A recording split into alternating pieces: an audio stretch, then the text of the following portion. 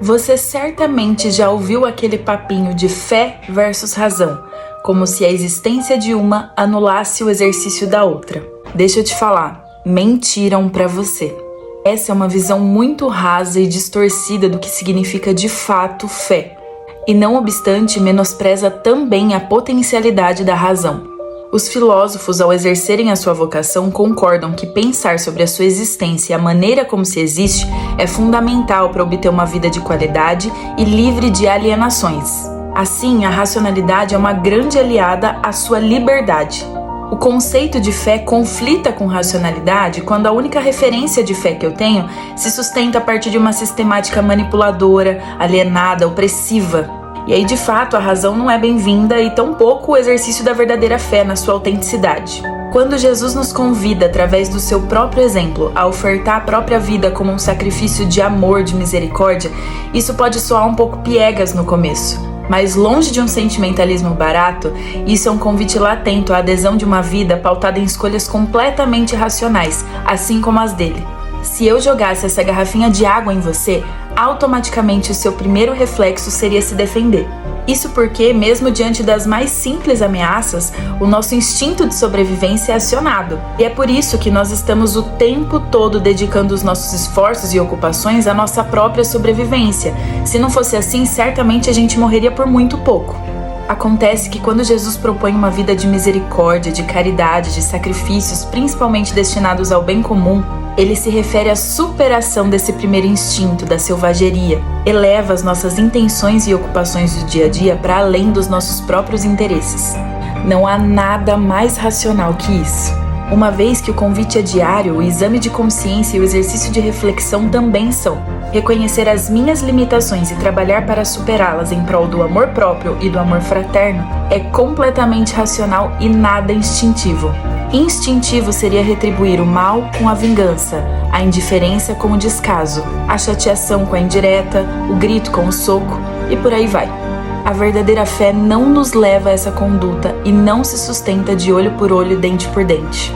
Ao contrário, se alimenta de obras de amor feitas por amor. A frase livre como um pássaro é um grande equívoco, uma vez que o pássaro não é livre em si mesmo, ele é condicionado a voar. Ele não pode escolher caminhar hoje, correr amanhã e voar só semana que vem. Ele não tem poder de decisão sobre essa escolha. Já o homem, uma vez encantado com o voo do pássaro, tem capacidade suficiente para criar ferramentas que lhe permitam voar e superar a própria limitação. Isso se ele quiser. O que o torna livre para criar, para voar, para escolher, é justamente a sua capacidade de raciocínio, de pensar sobre a sua existência e a maneira como se existe. E é por isso que, ao mencionar a criação do homem, o autor de Gênesis, de forma figurativa, a qualifica como muito boa.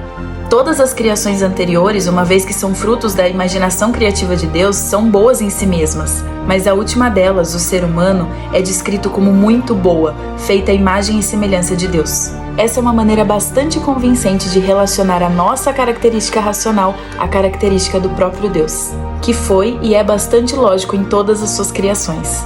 Sendo assim, assumimos uma condição existencial e uma responsabilidade semelhante à dele, de co-criadores e responsáveis pela manutenção da vida, tal qual o próprio Deus, guardiões da vida, uns dos outros e das próprias criações que antecedem o homem. A diferença é que, uma vez livres, podemos escolher fazê-la ou não, e essa é uma decisão única e exclusivamente pessoal, mas que reflete no coletivo. Portanto, dizer que fé e razão conflitam é um grande equívoco, mas é preciso admitir que para exercer a fé, somente a razão não é suficiente. Acessar todas as iniciativas anteriores pode ser um caminho bastante exigente consigo mesmo e desesperançoso pessimista para com o mundo. Por isso, a proposta da fé é não nos tornar reféns oprimidos pela nossa própria consciência. Como? Me relacionando com aquilo que foge da minha alçada e explicação, mas me motiva a conhecê-lo e imitá-lo cada vez mais.